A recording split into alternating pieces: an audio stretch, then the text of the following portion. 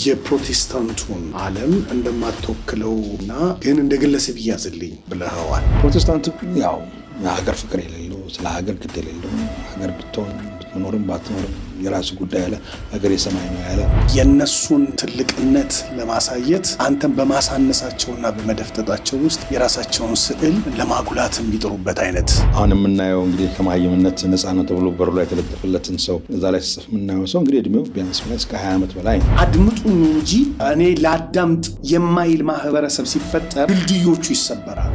ለሁለት የተወጠርኩ ሰው ነኝ። አንዳንድ ጊዜ በጣም ተስፋ ይታየኛል። ተስፋ ደግሞ ይመነምናል እና በእንዲህ አይነት ወጣ ገባ ውስጥ ያለ ስሜት ያለኝ ሰው ነው። ከየትኛው ወገን ነህ? የሚያጠመቁ የኔ ቄስ በሊና ናቸው። ተሻከሩ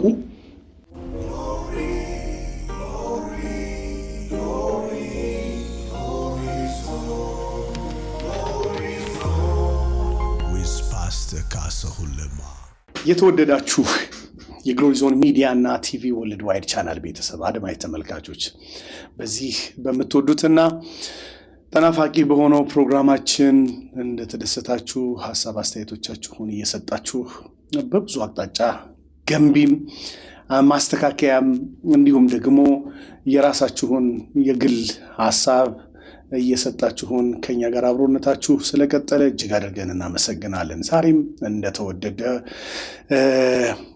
በብዙ ሐሳቦቹ ከእኛ ጋራ ያለውን ይሄንን ወንድማችንን ዮናስ ጎርፌን ከያኒ ብያቸዋለሁ ባለፈው ደራሲ እንዲሁም ደግሞ በብዙ የፖድካስት ዝግጅቶቹ ደግሞ አሁን ላይ ደግሞ ወደፊት እየመጣ ነው። ባለፈው አስተዋውቃለሁኝ ብለህ ነበረ። ከዛ በኋላ አላስተዋወቅም። ሰኔ ግን አልረሳሁም። ዮናስ ጎርፌ ብሎ ቢገቡ ቀጥ ያገኙኛል። ሌላ ነገር የለውም። ቴንክ ዩ። ከዛም እንዲሁ የፊልም ባለሙያ ነው፣ ሙዚቀኛ ነው። በብዙ ክህሎቶች እና አከራካሪ በሆኑም ደግሞ ሐሳቦቹ ብዙ ይታወቃል እና እንዳውም በክፍል 1 ፕሮግራም ምዕመናኖችን ሁሉ እንዳገኘ ነግሮኛል። ብዙ ነፍሳትን እንደመለሰ ጥሩ ነው። ዘና ብለን መቀጠሉ ጥሩ ነው።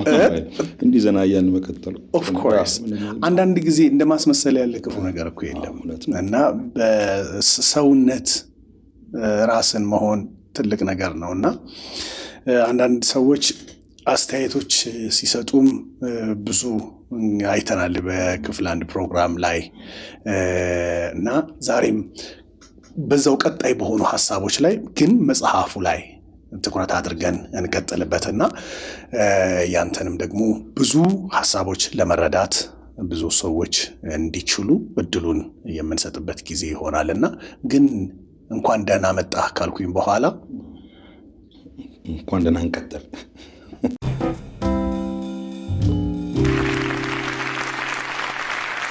እንዴት አየኸው? የመጀመሪያውን አስተያየቶች ሐሳቦች ጥሩ ናቸው። ነፍሳቶች አድነሃል። የተወሰኑ ሰዎች አንድ ሁለት ሰዎች ናቸው አክቹዋሊ ያው እንትን ያደርጓሉ። እንደው አሁን እናንተ እንደምትሉ አይነት እንደው ጸጥ ያለ ቤተክርስቲያን የት ይገኛል እንምጣ ብለው የጠየቁኝ አሉ። አድራሻ ሰጥቻለሁ። እንግዲህ ከፓስተር ካሳሁን ቸርች ነው ወይስ አይደለም ብዬ ግን አልጠየቅኩም። መጠየቅ ነበረብኝ። ከዚህ ብቻ ጸጥታ የፈለጉ የተረጋጋ እንደው ከመንጋ መሃል ለነገሩ ይሄኛውስ ሌላውስ ከየትኛው መጥቶ ተቋቋመ? አሁንማ እንትን እንዳንወሳሰድ ምንድን ነው የሚባል ኦዲት እንዳንደራረግ እነዚህስ የመጡት ከየት ያው ከኛው ሄደ ተቋቋሙት። ስለዚህ ኦዲት ውስጥ ሳንገባ ሁሉም እግዚአብሔር መንጋ ነው በሚለው አይተን ብቻ የጋራ ነው። ቴክስት ያደረጉት ሰዎች ምንድን ናቸው? ያው በቃ እንደው እንዳልከው ጸጥ ያለ የተረጋጋ ቤተክርስቲያን እየፈለግን ነውና እንደው የት ነው እሱ አድራሻው ሲሉኝ እንግዲህ አድራሻ ልኬያለሁ። የሚገርም ሰዎች ይሹ ሆኗል ግን አይቼዋለሁ። ሌላ አንድ እዛ ኮሜንት ውስጥ ያለው የዚህ በጣም የጩኸት ጉዳይ ብዙ ሰው ኮሜንት አንደኛ ነው። የማይስማሙኝ ሰዎች በሌላው ሐሳቤ እንኳን የማይስማሙኝ ሰዎች እንኳን በሱ ያሉ ኢሜይል የደረሱኝ ያሉ ከአሜሪካን ሀገር የደወሉ 1-2 ሰዎች ቴክስት የሚያደርጉ ብቻ ብዙ ተመልካች ግን አለህ። ደግነቱ በጣም ነው የምትታየው። ነፃ የሆነ ሚዲያ እንደ ጭውውት እዚህ መጽሐፍ ላይ አሁን ራሱ መግቢያዎችህ ላይ የመጽሐፉን ስታነሳ በቃ ጭውውት እና ሻይ ቡና ብሎ ሲያልፍም ደግሞ ሌላ ነገር ይዞ ብለሃል።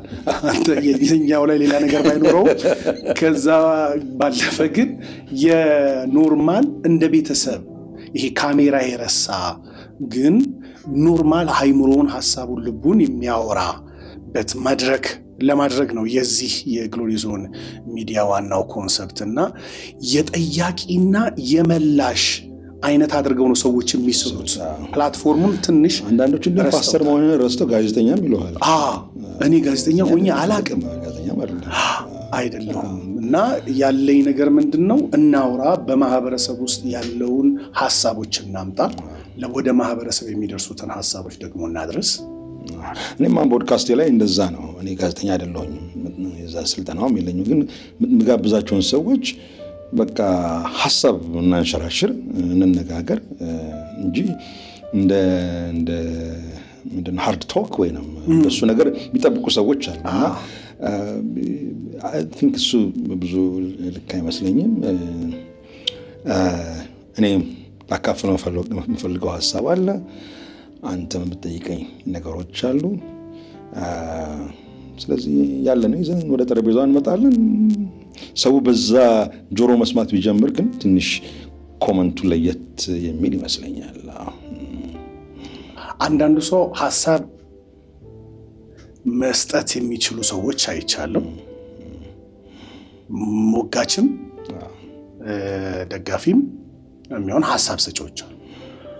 አብዛኛው ግን ተሳዳቢ ሆነ። ምንድን ነው? እኔ ሰዎች ሐሳባቸውን ሲገልጡ ሐሳባቸው ስድብ ነው የሚሆነው፣ ማንቋሸሽ፣ ማጥላላት፣ ዲስሪስፔክትፉል የሆነ ነገር የሚጠቀሙ ሰዎች ታገኛለህ። እና እነዚህ ሰዎች የሚያሳየን እኔ ስጋት ያሳየኛል። ምንድነው ስጋትህ ብትለኝ የሆነ ሰዓት ላይ የተዘሩ የሆነ ሰዓት ላይ የበቀሉ ማሳያዎች ናቸው። በማህበረሰቡ ውስጥ እየተፈጠረ ያለውን ነገር ማሳያዎች ናቸው። አንዳንዱ ሐሳቡን የደገፍክለት መስሎታል እና በስድብ ነው ድጋፉን የገለጠው እና አንዳንዱ ደግሞ ሐሳብ ያለው መስሎታል፣ ግን ሐሳብ አይደለም ያወራው። በጣም ኢሪቴት የሚያደርግ አይነት ነገር ነው የሚያወራው። ግን የሚገርመው እኔ ለሁሉም ሲያድጉ እንዲያነቡት ብዬ እና እንዲያዩት ብዬ ላይክ ነው ያደረኩት። ገብቼ እኔ ራሴ ላይክ አደረኩኝ ማለት አንድ መጽሐፍ ከማጻፍና ማንበብ እንደሚችል ሰውየውን አይቻለሁ። ጽፏል። በዝቅተኛው ደረጃ እንኳን ሌላው ቢቀር ጽፏል። ግን መጽሐፍ ማንበብና መጽሐፍ የሚችል ሰው ከመሃይምነት ነፃ ይወጣ የሚል በሩ ላይ የተለጠፈበት ማለት ነው። እና ጽፎ ግን የሚጽፈው ነገር ግን ከየት ነው የመጣው የሚለው ነገር የምን ውጤት ይመስልሃል? እኔ ያው የሚመጣው ጄኔሬሽን በጣም የሚያስፈራ መንገድ የምንሄድ ነው የሚመስለኝና በአንድ ፖድካስት ላይም ከሰራሁትም እውን በኤንድ ኦፍ ሴንቸሪ ማለት ከዚህ በኋላ 50-60 ዓመት 70 ዓመት በአፍሪካም በዓለምም በአውሮፓም ክርስትና ይኖር ይሆን የሚል አንድ ፖድካስት የሰራሁት ኢን ጀነራል። ከዛ ውስጥ ደግሞ በተለይ ወደኛ ወደ አፍሪካ ወደ ኢትዮጵያ ስንመጣ ደግሞ በትክክለኛው መንገድ የተዘራና ያደገ ኮሚኒቲ አለ ወይ? ወጣት ማህበረሰብ እየተፈጠረ ነው ወይ ነው። ከብዙዎቹ ጋር ሳወራ ባለፈው በቀደምታም እንደዚሁ አንድ ኢንተርቪው ነገር ሰው እንኳን በግሩፕ እንዲተሰብስበን ስናወራ ነበርና እኔ ያደግኩበትን ጄኔሬሽን በጣም ናፍቀዋለሁ። በእኔ እድሜ ያለን ልጆች አሜሪካም እዚህም አውሮፓም የትም ያሉ ልጆች ስንደዋወል ስናወራ ስለ ሀገርም ጉዳይ ብናወራ፣ ስለ ፖለቲካውም ብናወራ፣ ስለ ሃይማኖቱም ብናወራ፣ ስለተለያዩ ሶሻል ኢሹዎችም ስናወራ፣ ስለ ልጆቻችን አሁን ጄኔሬሽን ወዴት ነው እየሄደ እያልን ስናወራ ሰፋ ያለ ማይንድ አለ። እኔ ሳንዴ ስኩል ሆኜ ያስተማሩኝ ወጣቶች የነበሩ የዛን ጊዜ ዩኒቨርሲቲ ተማሪዎችም እንግዲህ እኔ ሳንዴ ስኩል የነበርኩበት ጊዜ ያው ኃይለ ሥላሴ እየተንገዳገዱ ደርግ እየመጣ የነበረበት ጊዜ ነው እና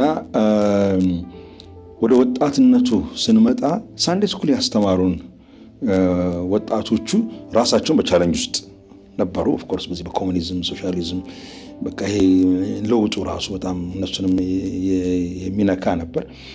ግን እኛ መጽሐፍ ቅዱስን እንኳን ሳይቀር ከልብ ጥብቅ ያለ ጥያቄ እንድንጠይቅን ኢንካሬጅ አደረኩን ነበረ። ለምሳሌ በጣም አስታውሳለሁ ቲኔጅ ሆነን እንደዚህ ባይብል ስተዲ ነገር ሲደረግ የኛው ባይብል ስተዲ ሳንዴ ስኩል ሲያስተምረን የነበረው ቲኔጅ ግሩፕንም ሲመራ ነበር። ለምሳሌ እስራኤላውያን ከግብፅ ወጥተው ወደ እስራኤል ለመግባት 40 ዓመት ፈጀባቸው። ስንት ቀን ይፈጃል ያ መንገድ አለ። እንዱ ያ ሁሉ ህዝብ ልጓዙ ይባል ቀስ ያለ ሕፃንም አለ ተብሎ እንዲጓዙ ይባል ስንት ቀን ይፈጅ ይመስላችኋል? እንግዲህ እንጃ 30 ቀን 20 ቀን ምናምን ቀን 40 ቀን ፈጀባቸው 40 ዓመት ፈጀባቸዋል። እንግዲህ እኔ ይሄን አልኩ ሳንዴ ስኩል ሳለ አስተማርኩ ሙሴ እንደዚህ ብያለሁ። ጠይቃለህ ግን እንዴት ሊሆን ቻለ ብለህ እንዴት ቢሄዱ ነው 40 ዓመት ሊፈጅ የሚችለው? ስለዚህ ሳንዴ ስኩል የተማርከውን ነገር አሁን ወጣት ስትሆን ቲኔጅ ስትመጣ አጥብቀህ ጠይቅ፣ መጽሐፍ ቅዱስን ጠይቅ፣ አትፍራው። ምክንያቱም ይህን መጽሐፍ የሰጠህ ደግሞ አምላክህ አባትህ ነው፣ ይወድሃል። አባትህን እያደግህ ስትመጣ በኋላ እኮ ያው ሁላችንም እንግዲህ አንተ ደርሰበት ነው አላውቅም፣ እኔ ግን አሁን እየደረስኩበት ነው። ከልጆች ጋር እኮ በቃ እንደ ጓደኝነት እኮ ማውራት ትጀምራለህ። በኋላ ኢሾቹ ሁሉ ይነሳሉ እኮ እኔ አባቢ ብላት ላይ አሁን የመጀመሪያ ልጅ አሁን 31 ዓመቷ ነው፣ ጠበቃ ነች፣ ራሷን የቻለች ትልቅ ሰው ነች። ኢሾች ይነሳሉ። እንደ ድሮ እንዲህ ብሎ ነገር የለም። በገትራ ነው የምትከራከረኝ። ምን ይሆናል ማለት ነው? ወደ እውቀት ይመጣሉ፣ ጓደኝነት ይፈጠራል። አለመግባባትን ቢኖር እንኳን በተለይ በእውቀት ጉዳይ እነጋገራለን እንጂ እሷ አትፈራኝም። በፍቅር ትቀርበኝና ይሄ ነገርማ ብላ ትጠይቀኛለች። እኛም ቲኔጅ አካባቢ ስንደርስ የነበሩት አስተማሪዎቻችን ይህንን ኮንሰፕት ውስጣችን እንዲገባ ነው ያደረጉት። አትፍራ፣ ለመጠየቅ በጭራሽ አትፍራ። ከሰማይ ወርዶ የሚበላ እሳት የለም። ጠይቀው፣ እስከ ጥግ ጠይቀው። የዚህን ጊዜ ትማራለህ። ስትጠይቅ ደግሞ ባላንስ ወስደህ ለመማር ሞክር። በአደር ኤክስትሪም የሆነውንም ለማንበብ አትፍራ። እኛ እንግዲህ ቲኔጅ ሆነን እያደገን ስንመጣ ሀገሩ ሁሉ ምን ሆነ? ኮሚኒስት ሆነ። ሁሉ ሀገሩ ሁሉ እግዚአብሔር የለሽ ሆነ። የሚጻፈው የሚወጣው ምናምን ሁሉ እግዚአብሔር የለም የሚል እሱን አትፍራው። አግኘው፣ አንብበው። ጥያቄ ካለ ጠይቅ። ከአንተ ደግሞ ትንሽ እውቀት ይሻላል የምትሉ ሰው ጠይቅ።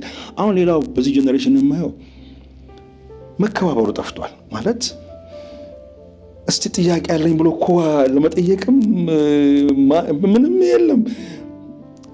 የኔ ቄስ በሊና ናቸው ልጆችን የሚያጠመቁ አባቴ ናቸው። ከእሳቸው ጋር ማለት ማማባቸው ነገሮች አሉ። አዎ ወደ መጨረሻ ልጆችን የሚያጠምቁት የኔ ልጆች እኮ መካነ ኢየሱስ አይደሉም እንዴ? ነግራለ። እሺ ልጆችን ያጠመቁት እሳቸው ናቸው። ያጠመቁህ እኔ አይደለም፣ ልጆችን ያጠመቁት እሳቸው ናቸው። ከእሳቸው ጋር ማለት ማማባቸው ነገሮች አሉ። በተለይ አሁን ወደ መጨረሻዎቹ አካባቢ በዚህ በነቢያት ጉዳይ በምናምን ጉዳይ አንስማማም። ግን ያልወደድኩላቸውን ነገር ግን እንደ አባት ሄጄ ነው። እኛ ደግሞ ልማድ አለን። በተለይ እርሊ ታይም ያደግን የመካነ ኢየሱስ ልጆች ቄሶቻችን አባቴ ቄሱ ነው የምንለው በፍቅር ማለት ነው። እና እኔ አባቴ ቄሱ በዚህ ገን ልክ አይደሉም፣ በዚህ ወገን ልክ አይደለም፣ እንደዚህ አይደለም። ቄስ በሊና በጣም የፍቅር ሰው ናቸው። በጣም የማንግባባበት ነገሮች ቢኖሩ ድንቅ ሰው ናቸው። አይደለም ዮናስ እዚህ ጋማ እንደዚህ አይደለም እንከራከራለን። ግን እንደ አባት እንደ ልጅና በአክብሮት በፍጹም እሳቸውን ፌስቡክ ላይ አንዳንድ ነገር ስመለከት በጣም ያበሳጨኛል። ባለስማማባቸውም እኮ አባቴ ናቸው። ግን ያ ጀነሬሽኑ ያጣው መሰለኝ እኔ አሁን እና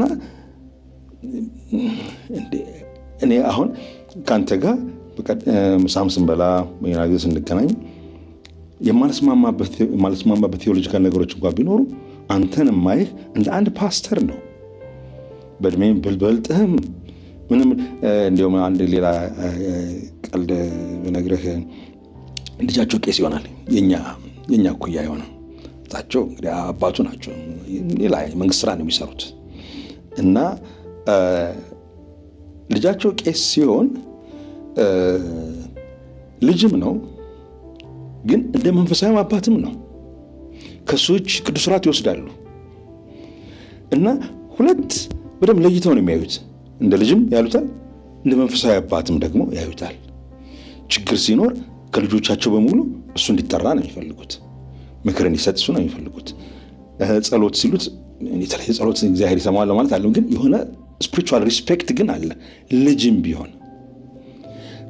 አንዳንድ ጊዜ እንደዚህ ተገናኝተን አንዳንድ ጉዳይ ሲፈጸም እሱን ለማናገር ለመንገር የሆነ ጉዳይ እንደ ሌሎቹ ልጆች አይደለም የሚናገሩት። ሪስፔክት አላቸው አባትም ሆነው ማለት ነው።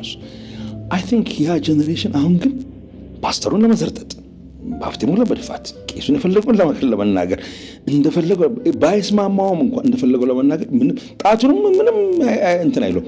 ሌላ አንድ ምሳሌ እስቲ ያጋጠመኝ በጣም ቸርች ውርጧት ሄዳለሁኝ እና መኪና ማለት ብቻዬን ነበርኩ። አቦ ማዞሪያ ጋር እኛ መካኒሳ አንዱ ተማሪ ስልክ ያወራል እና አገኘሁት እና ያው ልፍት ሰጥቶትና እያወራ ነው ስልኩን እያወራ ነው የገባው መኪና ውስጥ። አይ እዛ ማን ሄድን እባክህ ነፍሶበታል አለ። ከዛ ሲጨርስ ምን ማለት ነው አልኩት። አይ ዮኒ ያ ቸርች እኮ በቃ እንሄድ ነበረ፣ አሁን ግን ይሄ ነፈሰበት ሰውየው ምንም እኔ እንዴት እንደተናገርኩት ማኪያቶ ቤት ነው እንደምትሄደው አልኩት። ጀነሬሽኑ በቃ ታዲያ ያለችኝ አንዲት ወድ ነች እንዴ እሱ ሲል ከሱ ጋር እንግላጅጃለሁ እንዴ በቃ ሌላ እግዚአብሔር መንፈስ የሚሰራበት ቦታ ይላል። ማን ፈጠረው ያንን? ምናልባት ራሳቸው ፓስተሮችን ፈጥሮት ሊሆን ይችላል፣ ቀሳውስቶቻችን ወንጌላውያኖቻችን ፈጥሮት ሊሆን ይችላል። ያ ጀነሬሽን ተፈጥሯል ምንም አይነት ሎያሊቲ የሌለው። እኔ መካኒሳ ውስጥ ሁልጊዜ ደስ ብሎኝ ነው እንደምኖረው አይደለም። ብዙ የሚያናዱኝ ነገሮች አሉ ያሉ ቤተክርስቲያን ውስጥ አሉ። በቀደምታ ከትልቁ ከቤተክርስቲያን መሪ ጋር ቀጠሮ ይዤ የከፋኝን ነገር ነግሬዋለሁ። መሄድ ይችል ነበር እኮ አይደለም ብድግ ብዬ ሌላ ቦታ ነው። እስከነ ቁስሏም እስከነ ድካሟም እስከነ ምኑም ቤቴ ነች። ደግሞ የዛ የቁስል ምክንያቱ እንኳን አንዱ ሊሆን ይችላል እኮ የድካሟ ምክንያቱ እንኳን አንዱ ሊሆን ይችላል እኮ እና ያንን የሚያሳይ ሎያል የሆነ ጀነሬሽን እየተፈጠረ አይመስለኝም። ነገ አንተ ጋር እዚህ ጋር እስካለው ከሞቀው ይመጣል፣ ካልፈልገ ደግሞ ይሄዳል። አንተም አታውቀውም እኮ የመጣውና የሄደውን እኮ ጥቂቱን ሰው ታውቃለህ። ከዛ በኋላ ሲጠፋም ደግሞ በቃ ሄድ እና እኔ በጣም ያሰጋኛል የሚመጣው ጀነሬሽን እና ለክርስትናው ለቤተ ክርስቲያን ብቻ አይደለም ለክርስትናም ውድቀት ኢንጀነራል ትልቅ አስተዋጽኦ የሚያደርግ ይመስለኛልና አሁን ይሄን ያወራነው እንግዲህ ከምናያቸው ኮመንቶች ነው እና በጣም እንደገና ስር መስራት የሚያስፈልግ ይመስለኛል። የሚጠይቅ ደፍሮ የሚጠይቅ የሚያነብ በአንድ ቦታ የሚረጋጋ ክፉም ይሁን ደግ ኦፍ ኮርስ በጣም ነገር ስቶ ሌላ ነገር ውስጥ ከገባ እንደገና ማሰብ የሚሄድ በቦታው ልክ ነው ብሎ መጠየቅ አንድ ነገር ነው። ግን እንዲሁ አሁን ልክ እንደ ልጅ ነፍሶበታል እንግዲህ እኮ ይሄ ምን ካንተ ጋርም እኮ ሊሆን ይችላል የሚመጣው እኮ ነፍሶበታል አለ። በቃ ሌላ ነው ሄደዋል። በዚህ በጣም ተናድጄ ተናገርኩት። ማኪያቶ ቤት ነው የምትሄደው አልኩት እና የማይመስል ነገር እንኳን ሆኖ ቢታይ በተረጋጋ መጀመሪያ አውርቶ ጊዜ ወስዶ ሊስተካከል የሚችል ነበር። አንዳንዴ ላይስተካከል የሚችልበት ደረጃ ሊደረስ ይችል ይሆናል ኦፍ ኮርስ። ግን እንዲህ ግን እንደው በስልክ እያወራህ ውርጧት ያለችን እና እሱ ከባድ ጊዜ ይመስለኛል። ሪስፔክት አንዳንድ ጊዜ ምንድነው መሰለህ ሰዎች ግልጸኝነት የሚሉት ልቀኝነታቸውን ከዛ ሰዎች ደፋርነታቸውን ለማሳየት ያገኙትን ሁሉ መዘርጠጥ ከዛም ሲቀጥል የነሱን ትልቅነት ለማሳየት በመተለቃቸው ውስጥ ሳይሆን አንተን በማሳነሳቸውና በመደፍጠጣቸው ውስጥ የራሳቸውን ስዕል ለማጉላት የሚጥሩበት አይነት የአእምሮ ውቅር ተፈጥሯልና እነዛ የአእምሮ ውቅር ውጤቶቹ ደግሞ የትምህርት የእድገት ይሄ ከፋሚሊ ጀምሮ እስከ የሚያልፉበት ማህበረሰብ ትምህርት ቤት ጉድኝት እነዚህን ሁሉ ነገሮች የሄዱበትን መንገድ ጭምር ነው የሚያሳየህና ሰዎች ከሐሳብ ይልቅ ጸበኛ መንፈስ ሆኗል። አሁን ይሄ በጣም ተሳዳቢ ትውልድ በምታይበት ጊዜ ምንድነው አግሬሲቭነስ ውስጡ ያለ መንፈሱ ውስጥ ያለበት ነፍስ ውስጥ ሰላም የሌለው ጸብን የሚፈልጋት ቁጡ ያልተረጋጋ ለማሰብ ጊዜ የማይወስድ ፈጣን ትክክልም መሆኑን አለመሆኑ ሳያረጋግጥ ድርጊት ውስጥ ዘሎ የሚገባ ማህበረሰብ ማየት ስትጀምር የነዚህ ሪፍሌክሽኖች ስለሚሆኑ እንደ ሀገር ደግሞ እኔ ወስደዋለሁ አሰፋውና እንደ ሀገር ወስደዋለሁ። እንዲህ አይነት ጄኔሬሽን ከሆነ በሃይማኖት ውስጥ ብቻ አይደለም፣ በኢኮኖሚው፣ በፖለቲካው፣ በማህበረሰብ እሴቶች ግንባታ፣ በባህል ውስጥ ባሉ መስተጋብሮች እነዚህ ሁሉ ውስጥ ይሄ ማህበረሰብ ነው ያለው። ስለዚህ ተግባቦት ይመጣል ወይ? ይሄ አንትሮፖሎጂካል ማይንድ ሴቲንግ ለመፍጠር ስትነሳ የተግባቦትን ድልድይ መስራት አይደል አንዱ አንትሮፖሎጂ የሚሰራው እሱን ነው አይደል? መደማመጥ የሚለው ግን አድምጡኝ እንጂ እኔ ላዳምጥ የማይል ማህበረሰብ ሲፈጠር ድልድዮቹ ይሰበራሉ፣ ተግባቦቱ ይበላሻል እና ስጋት አደረብኝ። ነገ ጠዋት ላይ እንዴት ነው ማንን የሚያደምጠው? ይሄ ቁጡ ሰላም የለሽና በጣም ቶሎ ለድርጊቶች የሚቸኩል የሚያደርገውን ነገርና የሚያደርግበትን ምክንያት ያለየ ማህበረሰብ እየጎለበተ ሲመጣ በቁጥር ያው ነው ወደ መሪነት የሚመጣው ያው ነው እና ለዛ ነው ስጋት አለኝ እያልኩኝ ብዙ ጊዜ ማወራ። እሱ እውነት ነው። እንግዲህ ወደ ኋላ ሄደን ማየት ሊኖርብን ነው። እንግዲህ እሱ እንዴት ተፈጠረ የማህበረሰብ ዝም ብሎ ማሽሩም ዝም ብሎ አልበቀለም። በተለይ እንግዲህ ብዙ ጊዜ በሳይንሱ አንድ ጄኔሬሽን የሚሉት 20-30 ዓመት ነው። አሁን የምናየው እንግዲህ እንዲህ ከማይምነት ነፃ ነው ተብሎ በሩ ላይ የተለጠፈለትን ሰው እዛ ላይ ሲጽፍ የምናየው ሰው እንግዲህ እድሜው ቢያንስ ከ20 ዓመት በላይ ነው። ስለዚህ ወደ 30-40ዎቹ አካባቢ ያለ ከ20ዎቹ በላይ 30-35 አካባቢ ያለ ሰው ነው ይህን ነገር እያየ እንደዚህ አይነት ነገሮች ሲጽፍ የምንመለከተው። ከዛም በእድሜ ገፍቶም እንደዛ ነገር የሚያንጸባርቅ ሰው ይኖራል።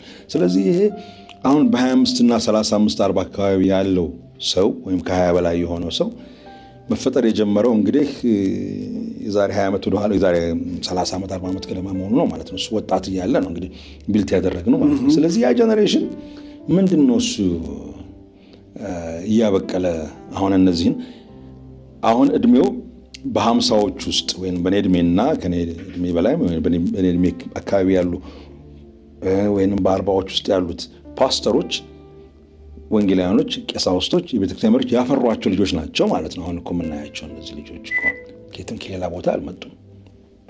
ስለዚህ ይሄ የተዘራ ዘር እንዲያስብ ኢንካሬጅ ብዙም ያልተደረገ ሲጠይቅም ወስኖ አሁን ብዙ ለወጣቶች ምክር ሰጣለሁኝ። አንድ ጉዳይ ሲፈጠርባችሁ ወስናችሁ አታንብቡ። ወስናችሁ በቃ እንዲህ ነው ብላችሁ አትጀምሩት። አቋም ይኖራችሁ ይችላል። እስቲ አቋማችሁን ግን ከልብ ፈትሹት። ከልብ ምንም ሳትራሩ ፈትሹት። የዛን ጊዜ ነው በእውቀት የዳበረ ሰው ልትሆኑ የምትችሉት እንጂ አቋም ይዘህ መጀመሪያው ነው ብዙ ጉዳይ የምታደርጋቸው ነገሮች ይኖሩ ይችላል። በቃ እንደዚህ ነው ብለህ አቋም ይዘህ የምትከራከርባቸው ነገሮች ግን አቋም ከመያዝ በፊት ግን አቋሙን ለመያዝ የሚያበቃ እውቀት መጀመሪያ ቢልት ማድረግ አለብህ።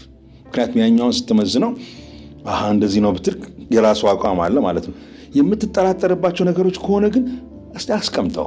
እስቲ ሁሉንም ይኸው እችን ነገር እኮ እኔም እጠራጠራታለሁ፣ እችን ነገር እኮ እኔም አልገባችኝም ብለህ ታየዋለህ። ከዛ ተነስተህ አቋምህን እያዳበርክ ትመጣለህ። እና እኔ ኢንካሬጅ የማደርገው በግል ፊዚካል ለራሴም ልጆችን በተለያዩ መንገድ የምቀርባቸውን ወጣቶችን የምነግራቸው ጥያቄ ይሄ ነገር እኮ እንዳልገባንም ይሄ ነገር እኮ ያልከው ነገር ልክ አይመስልኝም ብሎ ይጀምራሉ። አንድ ነገር ሳወራ እሺ ከዚህ አቅጣጫ ስላቸው ብዙዎቹ እንደገና ግር ይላቸዋል። ኦኬ አሁን ወሰነህ ነው ኦልሬዲ ለኔ ነገርከኝ ያለኸው በደንብ በእርግጠኛ ጉዳዩን ብታውቀው ኖሮ እኔንም እንደገና ቻሌንጅ ታደርገኝ ነበር። የለም እዚህ ጋርማ እንደዚህ ነው ማስረጃዎችን ታመጣ ነበር። ግን ያልከውን ጉዳይ ገና 3-4 ማስረጃ ሳመጣ ወዲያውኑ ግር ይልሃል። ስለዚህ ኦኬ ይሄን ነገር ቆም ብለህ እንደገና ተመልከተው። ስለዚህ ወጣቶቹን እናንተ በተለይ በፑልፒት ላይ የምትቆሙ ሰዎችና የማስተማር የመምራቱን ብዙ እድሉ ያላችሁ ሰዎች ግን አይ ቲንክ ሰውን እንደገና ወጣቱን እንደገና መለሳችሁ ኧረ ተው ጠይቅ፣ ግድ የለህም የምትጠይቀው አምላክ የሚወድህ አምላክ ነው። በጭራሽ ለምን ጠየቀኝ ብሎ ከሰማይ እሳት አወርድብህም። ወይንም እንደ ድሮ አባቶቻችን ጊዜ አትመራመሩ። አሁን እኮ መልሶ እኮ አንተ እንግዲህ ከተሃልሶ ነው የመጣኸው እና በዛ የነበረው ቤት ድሮ እናንተ ከምትቃወሙት አንደኛው ምንድነው አትመራመሩ፣ አትጠይቁ፣ አታስቡ ይሉናል ብላችሁ ነው የመጣው።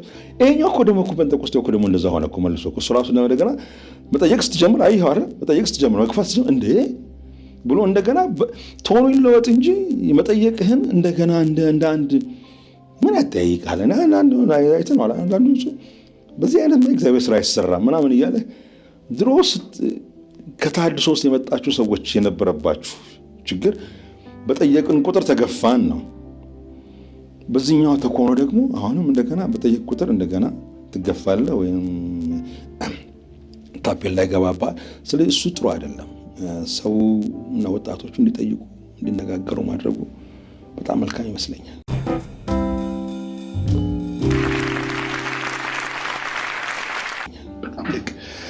በጣም ቴንኪዩ።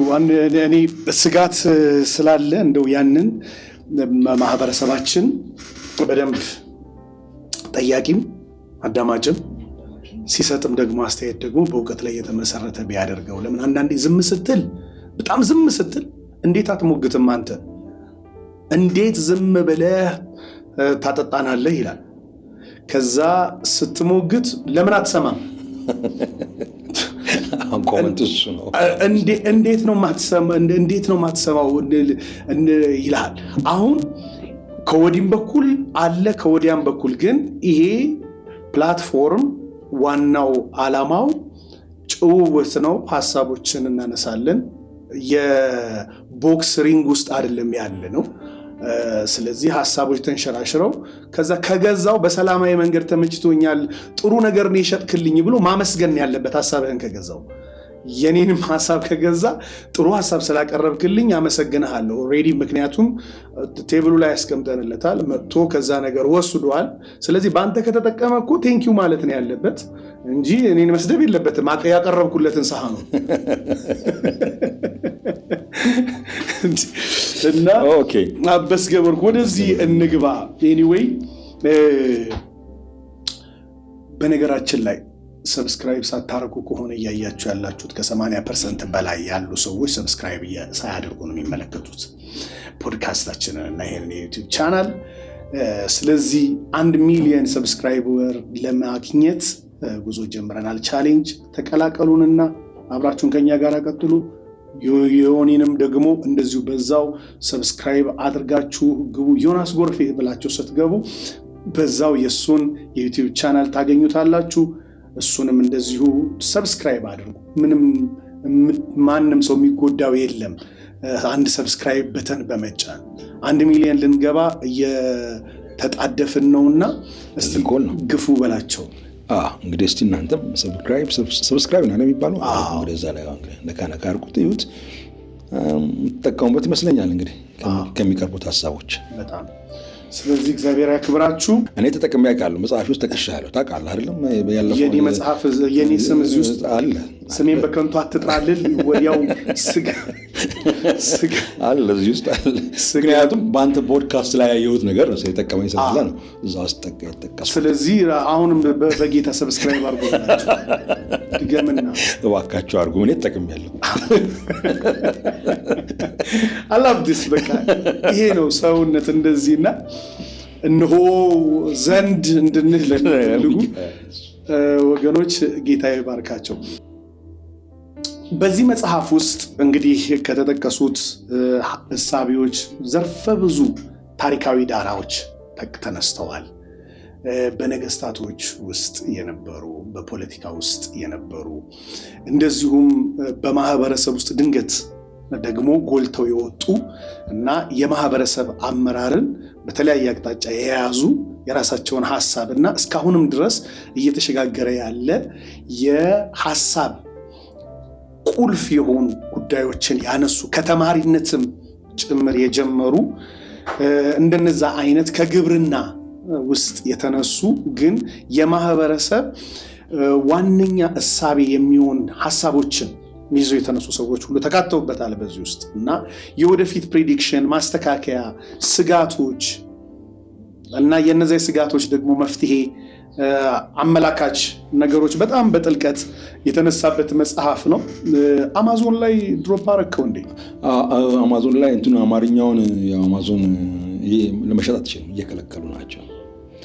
እንግሊዘኛው አለ ነገራችን ላይ መጽሐፍ በእንግሊዘኛም አለ፣ ሁለቱም ቋንቋ ነው። ስለዚህ አማዞን ላይ ያገኙታል፣ በእንግሊዘኛ ያገኙታል። ከዛ ውጪ ግን ያው ከዚህ ሀገር እንደሱን እያደረጉ ያሉት ልክላቸዋል ሰዎች። እንደዛ ሲሆን ጥሩ ነው። አሁን አማዞን ለነገሩ እንትኑን ያበዛዋል። ይሄ ሙሉ ኮንሰፕቱን እስኪያገኝ ድረስ ነው አስቸጋሪ ያደርገውታል። እና አሁን የኔን መጽሐፎችም እንደዛው አማዞን ላይ ድሮፕ ለማድረግ በርካታ ናቸው። የኔ መጽሐፎች በጣም ብዙ መጽሐፎች ናቸው የጻፍኳቸው እና ከነዛ መጽሐፎች ጋራ ወደ አማዞን ላይ ድሮፕ ልናደርገው ስንል እክሉ አማርኛ ነው። የግዕዝ ፊደል የአማርኛ ብቻ ሳይሆን በቃ ከእንግሊዝኛ ከሳባ ፊደል ውጭ ያሉትን በሙሉ ከቆቤ ፊደል ወይም ከላቲን ፊደል ውጭ ያሉትን ለማስተናገድ ይቸገራል። ግን አሁን እናደርገዋለን። በፊት ግን ነበረ። አይ አለ እኮ አሁንም ግን ተርጉሞ አንደርስታንድ እስኪያደርግ ድረስ የሚወስደው ጊዜ ነው የሚረዝመው እንጂ እኔ አሁን ኦን ፕሮሰስ ላይ ነኝ። መጽሐፎቼን ሁሉ እዛ ላይ መጀመሪያ መጽሐፌ ምንም ችግር አልነበረውም። ከዛ በኋላ ግን በቅርብ ጊዜ ነው የጀመሩት። አስቸጋሪ አድርገውታል። ስለዚህ እዛም ላይ ባይሆን ከሀገር ቤት ብዙ ጊዜ እንደሱ ማለት ሰዎች ሲጠይቁኝ ይልክላቸዋል። ፖስታ 10 ቀን ውስጥ ምናምን ይደርሳል። በጣም ስለዚህ ከዛሬ ጀምሮ የመጽሐፎቹን ቁጥር ለኔ ይነግረኝና ከዛሬ ጀምሮ የሄደውን ብዛት አስራት ከዛ ላይ ትቆርጣለህ።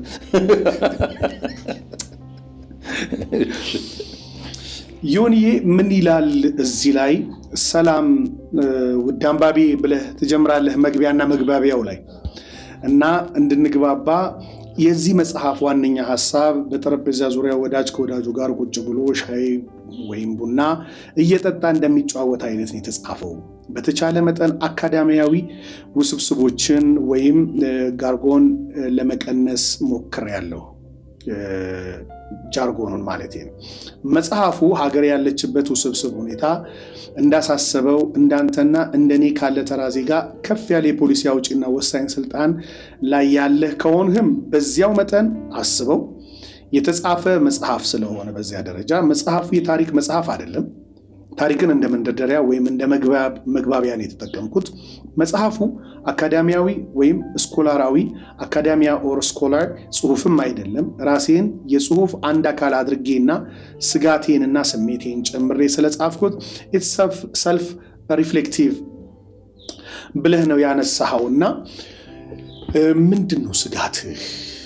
ምንድነው የዚህ መጽሐፍ ጭብጥ? ተግባብተን እስኪ የመጽሐፉ ጭብጥ ያው እንግዲህ ባለፈው ጊዜ ትንሽ ጀምረን ነው ነበር። ያው ለዛሬ እንቀጥለዋለን ብለን ነው ያቆምነው። ያው ኢትዮጵያ ውስጥ ያለው የፖለቲካ ሂደት ወዴት እየሄደ ነው የሚለው ፍራቻ፣ የማያቋርጥ ጦርነቱ። ይሄ መጽሐፍ ጽፍ ደግሞ ያው የሰሜኑ ጦርነት ገና በጣም መሀል ላይ ነበረ፣ ያገነገነ ነበር በጣም እና ስጋት ነበረኝ በጣም። ጠቅላይ ሚኒስትሩም ገና ወደ ስልጣን መጥቶ ምናልባት 1-2 ዓመትም የሚሆነው አይመስለኝም። በዛን ጊዜ ደግሞ ካስታወስክ አሁን እንኳን በጣም በርዷል። ግን የዛን ጊዜ በጣም ብዙ ቦታ ላይ ግድያ ነበረ። ብዙ አስቸጋሪ ነገሮች በጣም የሚታዩ ነበርና እሱን ሳይ እንዲህ ሀገር ወዴት ነው የሚሄደው? ሰላም ይመጣል ብለን ተስፋ ስናደርግ ወደ እልቂት ልንሄድ ነው ወይ የሚለው ጉዳይ በጣም ያሳስበኝ ነበር። ፕላስ ወደ ሀገር ውስጥም ከተመለሱትም ከተቃዋሚ ፓርቲዎችም እዛን ጊዜ ከተመለሱትም አሜሪካን ሀገርም በጣም የኢህአዴግ መንግስት በጣም ይቃወሙ የነበሩ ሰዎች ወደ ሀገር የተመለሱት የተወሰኑትም ወዳጆች የነበሩ ብዙም የምንተዋወቅ ነበር እና ከአንዳንዶቹ ጋር እየተገናኘን እነሱም ያው ተመልሰው መጥተው እንግዲህ ሀገርን እንደገና እናረጋጋለን ወይም ወደ ሰላም ይመጣል የሚል ነገር ይዘው ይመጡም። ግን ከጥቂት ጊዜ በኋላ እነሱም ራሳቸው ካለው መንግስት ጋር ያው መጋጨት ጀመሩ እና ነገሮቹ በሙሉ የሚያስደነግጡ አይነት እየሆኑ መጡና ስጋት ያዘኝ በጣም። በቃ እኔ ኢንተርቪው ላይ ብያለሁኝ አሜሪካን ሀገር ወይም ካናዳ የነበርኩበት በወር $100,000 እንከፍልሃለን ምንም አትስራና እና እዚህ ኖር ብትለኝ አልሄድም። እዚሁ ምንም አልሄድም። በቃ እኔ ከዚህ ወጥቼ ሌላ ቦታ ለመኖር ምንም ፍላጎት የለኝም። የተቀረውን ዕድሜን እዚሁ የምችለውን ነገር ለሀገርም ለማህበረሰቡም ለቤተክርስቲያንም ኮንትሪቢዩት እያደረኩ መኖርን ነው የምፈልገው። ስለዚህ ሌላ ሀገር የለኝም፣ ሌላ ምርጫ የለኝም። ልጆችን የሚያሳደግኩት እዚህ ነው። ለልጆችም ሀገር እንዲኖርላቸው እፈልጋለሁ። አሁን አንደኛው ልጃችን ለምሳሌ ተመልሶ ሙቭ አድርጓል፣ ከኛ ጋር ነው የሚኖረው። ሌላኛው ሴት ልጅም ከኛ ጋር ነበረች ለ1 ዓመት ያህል፣ አሁን ተመልሳ ሄደችው። ስለዚህ ሀገር ቤት እንዲኖራቸው እመኛለሁ። ይሄ ግን አስቸጋሪ የሆነ ሲመጣ ነው የማየው። ፖለቲካ ሶሉሽኑም አልታይህ አለኝ።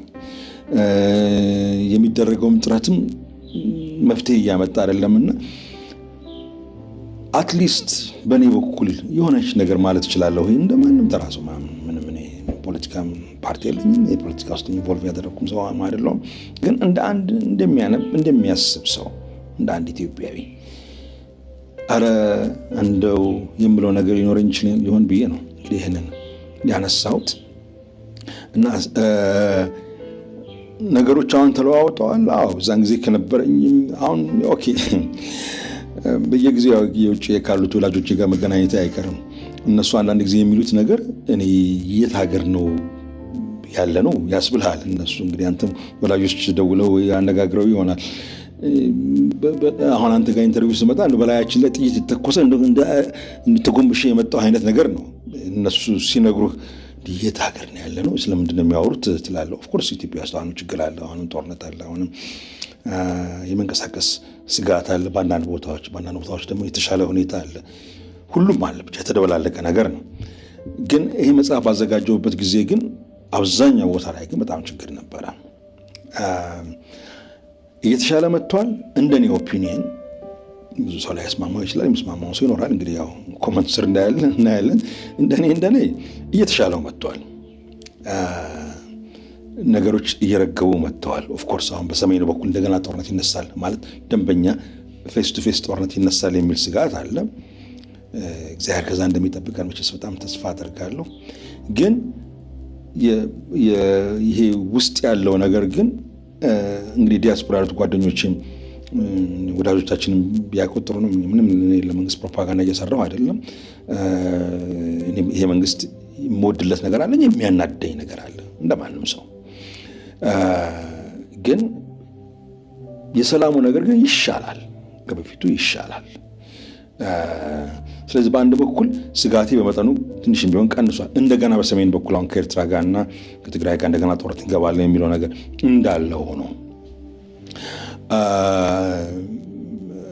ስለዚህ ወደ ተሻለ ነገር እንመጣለን። መጽሐፍ ውስጥ ብየዋለሁኝ ምንም ማለት በአደባባይ የተጻፈ ነገር ነው እና ስለዚህ ምንም የምደብቀው ነገር አለ። እኔ ለሁለት የተወጠርኩ ሰው ነኝ። አንዳንድ ጊዜ በጣም ተስፋ ይታየኛል። እንደ ብዙ ሰው ደግሞ ዝም የከተማ ውስጥ የተቀመጥኩ ሰው አይደለሁም። በጣም እጓዛለሁ። ባለፈው ሰሞን ቤንሻንጉል ነበርኩ። ወደዛኛው ደግሞ ወደ ደቡብ ደግሞ ብዙ ጊዜ እጓዛለሁ። ማታ 12 ሰዓት ባለፈው ጊዜ ከአዶላ ወይም ከክብረ መንግስት ድሮ በሚባለው ከአዶላ ወጥተን ሐዋሳ ስገባ ሌሊት 8 ሰዓት ነው 6 ሰዓት ነው። ምንም ነገር መንገዱ ላይ አልነበረም፣ ሰላም ነበረ። ይሄ ሁሉ ጊዜ ነው ወይ? ላይሆን ይችላል። ዋናው ነገር ቁም ነገሩ ምንድነው? እሱ የተሻለ ጊዜ ወይንም ደግሞ ትንሽ ሰላም ነገሮች ይታዩኛል። ስለዚህ ምን ሆናለሁ? አንዳንድ ጊዜ በጣም ተስፋዬ ያድጋል። ግድ የለም ከባድ ጊዜ ቢኖርም እናልፈዋለን ብዬ አስባለሁ። ሌላ ቀን ደግሞ አንዳንድ ነገሮች ስመለከት ደግሞ ተመልሼ ደግሞ ተስፋ ቆርጣለሁ ባልልም በጣም ተስፋዬ ደግሞ መልሶ ደግሞ ይመነምናል፣ ይጨንቀኛል መልሶ እና በእንዲህ አይነት ምንድነው እሱ ወጣ ገባ ውስጥ ያለ ስሜት ያለኝ ሰው ነኝ ስለ ሀገሬ ሳስብ። ስለዚህ የዚህ መጽሐፍ ሐሳብ ምንድነው? እሱ ከዚህ መላቀቅ አለብን። እውነት ሀገሩ ሰላም ሆኖ ያው እንግዲህ ለፈረንጅቷ ሚስቴ የሚደርሳት ቴክስቶች አሉ ከኤምባሲ ከተለያየ ተቋም ምናምን እዚህ ቦታ ትሄዱ እንዲያትኑ ምናምን የሚል ያን ያየ ሰው መቼስ ሀገሩ ጤናው የተቃጠለ ነው የሚመስለው እና ሁልጊዜ ባለቤት ስቃል ኢግኖር ነው የምታደርገው። ምን እነዚህ እንደው ኤምባሲው ኦፍ ኮርስ የራሱን ሪስፖንሲቢሊቲ ለመወጣት ነው። ምክንያቱም አንድ ቦታ ሄዳ ብትታገት ያው ኤምባሲው መጥቶ እንደገና መጫጫ ስለማይፈልግ ያንን አስቦ ሀገር ሙሉ ቀይ በቀይ ያደርገዋል እና ግን እንደዚህ የሚታስበውንም ያህል አይደለም። የሚያስፈሩ ነገሮች ግን አሉ። አዎ። ስለዚህ ይሄ መጽሐፍ ስጋቴንም ተስፋዬንም መፍትሄ ይሆናል ብዬ ያሰብኩትን ነገሮችንም አስቀምጫለሁ። እንደው ስጋት ብቻ አውርቻ ለምተውኩት በዚህ መንገድ ብንሄድ ደግሞ መፍትሄ ያለው ይመስለኛል ብዬ አስቀምጫለሁ። ሌላው ቅድም ያነሳውና በመጽሐፍ ውስጥ ኢምፖርታንት የሆነ ነገር ማስጠንቀቂያም አለው። አትሊስት የሆነ ሰው ብሎ ነበረ የሚያስብል እንኳን አንድ ነገር አለው። የሚሰማ ጠፋ እንጂ ሐሳብማ ቀርቦ ነበር።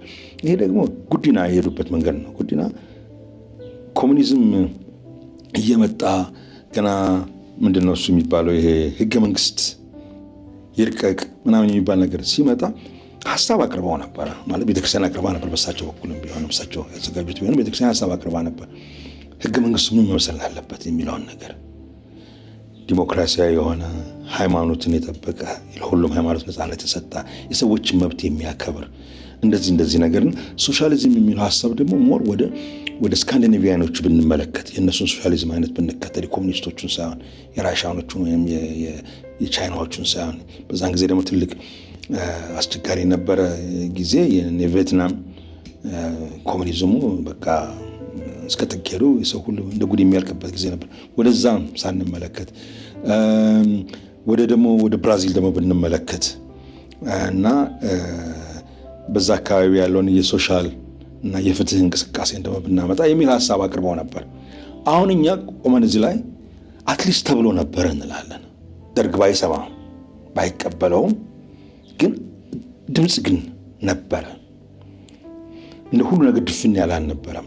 ቤተክርስቲያንም ሙሉ ለሙሉ አትሊስት ከተጠያቂና ከተወቃሽነት አትርፈውታል።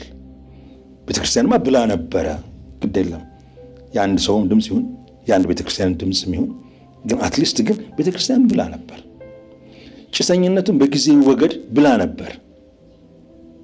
ሰማም አልሰማም የዛን ጊዜ ባለ ስላሴ ጊዜ የነበረው ፓርላማ አትሊስት የራሱን ኃላፊነት ግን ቤተክርስቲያን ተወጣ ነበር። ስለዚህ ምን አይነት የህገ መንግስት ይጽደቅ ወይም ይርቀቅ ሲባል ቤተክርስቲያን ሐሳብ አቅርባለች፣ ብትሰማም ባትሰማም። በዚህ መጽሐፍ ውስጥም እኔም እንደ ግለሰብ ነው ኦፍ ኮርስ ምንም እንደ ቤተክርስቲያን የሚያገናኘው ነገር የለም። እንደ ግለሰብ ግን እንደ አንድ አማኝ የለም ሀገራችን ልትተርፍ የምትችለው ይሄ ብሔር ብሔረሰብ የሚባለው የፖለቲካው አካሄድ በብሔርና በቋንቋ ላይ የተመሰረተው ፖለቲካ አካሄዳችን አያዛልቀንም፣ ጥሩ አይደለም። እንዲሁም ቃልም ፈጥሬለታለሁ ባልንም ባጽኖት ያልኩት አባባል አለ። ኦፍ ኮርስ ሐሳቡን የወሰድኩት ከላቲን አሜሪካኖቹ የሊበሬሽን ቲዮሎጂ ነው።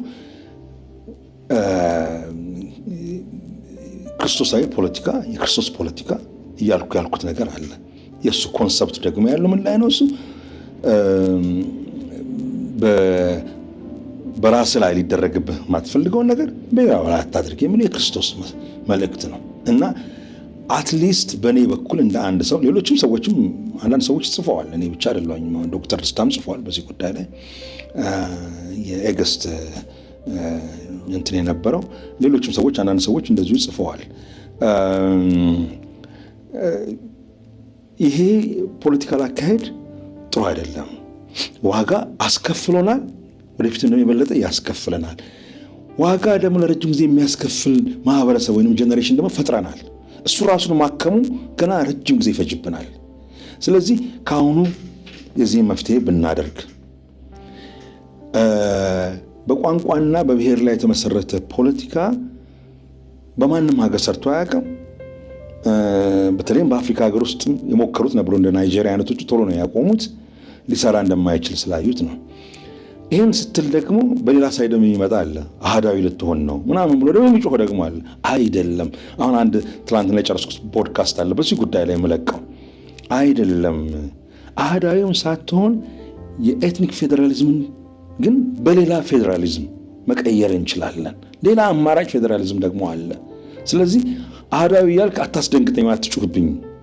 እኔ የፌዴራሊዝምን ሲስተሙን ነው እንጂ የተቃወምኩት ፌዴራሊዝምን አይደለም የተቃወምኩት። ስለዚህ በዚህ መጽሐፍ ውስጥ ምንድነው እሱ ሌላ ለማሳየት የሞከርኩት እና ማስጠንቀቂያ፣ ይህን ነገር በጊዜ ካላከምነው በስተቀር ኦልሬዲ 30 ዓመት ገደማ ኖረንበታል። ያገኘነው ውጤት ደግሞ በጣም አሳዛኝ፣ ሀገር የሚባለውን ነገር ከብዙ ወጣቶች አእምሮ ያወጣ፣ ከሀገር የበለጠ ወደ ራሱ ብሔር ላይ ያተኮረ። ሀሳቤን አሁንም በጣም ግልጽ ላድርገው። ብሔር የለም አይደለም እያልኩ ያልኩት፣ ብሔርማ አለ። ሁላችንም የሆነ ብሔር ውስጥ ተወልደናል። ወደኋላ ምናልባት 3-4 ቁጥር የሆነ ኦሮሞ ውስጥ ሊገባ ይችላል፣ ወይ ትግሬ ውስጥ ሊገባ፣ ምን ውስጥ ያንተም እንደዚህ የማንም ድብልቅልቅ ያለን እኛ። ግን እሱ ላይ አይደለም ፎከስ ማድረግ ያለብን፣ ሰው ላይ ነው። መጽሐፉ እንግዲህ የሚለው ይሄንን ሰው የሚባል እግዚአብሔር የፈጠረው ሰው የሚባል ፍጡር አለ። እሱ ላይ ፎከስ ካደረግን በቀላሉ አንስተነዋል ባለፈው እንትናችን ላይም። ሰው ካል ለብዙ ነገር እርቅ እናገኛለን፣ መፍትሄ እናገኛለን። ስለዚህ የዚህ መጽሐፍ ጭንቀቴን እና መፍትሄ ይሆናል ብዬ ያስቀመጥኩት ይሄን አትሊስት 2-3 እንሆን በዚህ ጉዳይ ላይ የተጻፈ በተለይ ከዚህ ከኢቫንጀሊካል አማኞቹ አካባቢ ከፕሮቴስታንቱ አካባቢ ብዙ ጊዜ ስለ ሀገር ግድ የላችሁ ምናምን አለ የሚለው ሌላው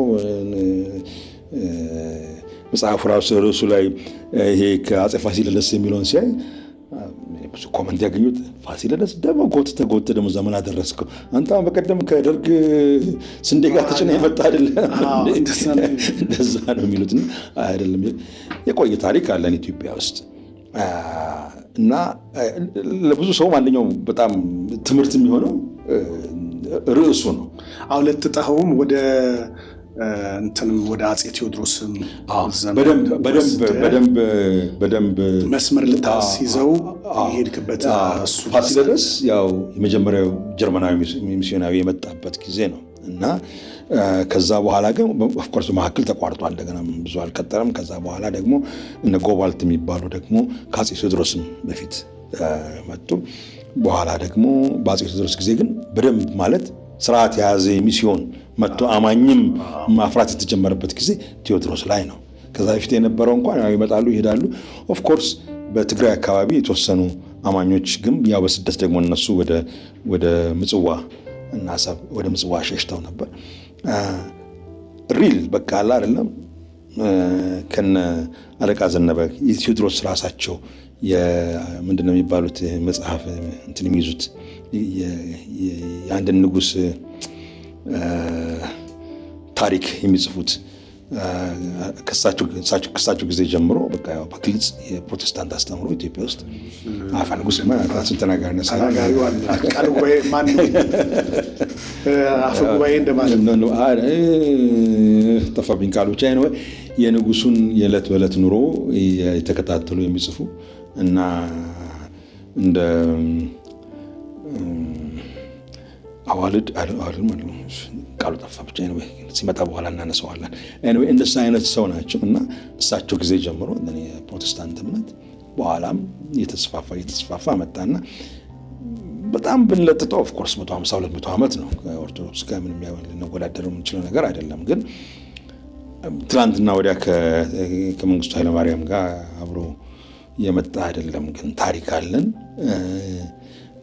ግን ብዙ ጊዜ በሌላው ሳይድ የኛ ታሪክ ሲታይ ደግሞ ያው ለሀገር ግድ የሌለን ለእኔ እንኳን ኮመንት ብዙ ሰዎች የሚሰጡት አሁን ፖድካስቲንግ ገብተህ ስለ ኢትዮጵያ ለምሳሌ ያህል ባለፈው ጊዜ ጳጉሜ ትሰረዝ ብሎ ያዘማሪ እንትን ሲል ጳጉሜ ትሰረዝ ምን አይነት ቅብጠት ነው ብዬ በዛ ላይ አንድ ፖድካስት ሰርቼ ነበርና ከስር ገብተህ ስትመለከተው ከእናንተ እንዲህ አይነት ሰው መገኘቱ የሚገርም ነው የሚል ነገር ነው የምታየው። እንደው ለሀገሬ ብሎ እንደው እንዴት እንደዚህ ይላል ብሎ የሚነሳ ሰው መገኘቱ ራሱ የሚገርም ነው የሚል ኮመንት ነው የምታየው። ምክንያቱም ፕሮቴስታንቱ ፐርሲቭድ የሆነበት የሚታይበት መንገድ ያው ሀገር ፍቅር የሌለው ስለ ሀገር ግድ የሌለው ሀገር ብትሆን ብትኖርም ባትኖርም የራሱ ጉዳይ ያለ ሀገር የሰማይ ነው ያለ አድርጎ ስለሚታይ እንትኑ ያለው ተሳትፎ ዝቅተኛ ሆኖ ስለሚታይ ነው። አሁን ስለ ሀገር ነው ሳወራ ወይንም እንደዚህ አይነት ስለ ሀገር የተመለከተ ጉዳይ ስጽፍ ብዙዎቹ ዘንድ እንዴት ነው ይሄ ነገር የሚያስብለው። ግን ለዛም ግን ምክንያት አለ። እሱ ምክንያት አለ። ከየትኛው ወገን እንደው በዚሁ ላንሳና ኧረ ጥያቄ ይብራራል።